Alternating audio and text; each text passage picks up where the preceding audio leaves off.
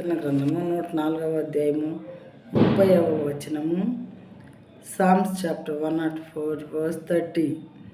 When you send forth your spirit, they are created, and you renew the face of the ground.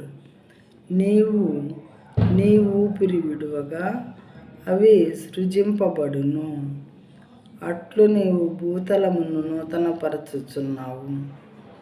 దేవుడంట ఒకసారి గాలి పీల్చుకొని వదిలినప్పుడు ఏం జరుగుతుందంట, నీవు నీ ఊపిరి విడువగా అవి సృజింపబడును.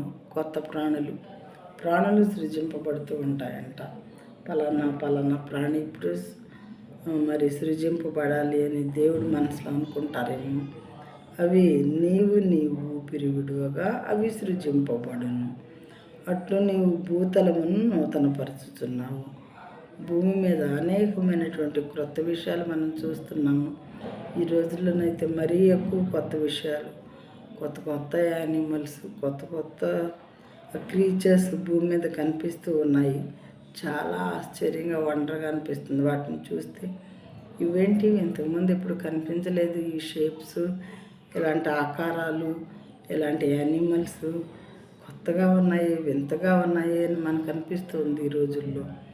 దేవుడు ఆయనకి ఇష్టం వచ్చినదంతా భూమి మీద జరిగిస్తూ ఉంటారు ఆయన సృష్టిలో అని మరొక చోట ఉన్నది. ప్రియమైన వారలారా, ఆయనకి ఎప్పుడు ఎక్కడ ఏది చేయాలనిపిస్తే అప్పుడు అక్కడ అవి చేస్తూ ఉంటారు దేవుడు. ఎందుకు అంటే ఆయనే సృష్టికర్త కాబట్టి మరి ఇవన్నీ కూడా ఆయనకి సాధ్యమవుతూ ఉంటాయి.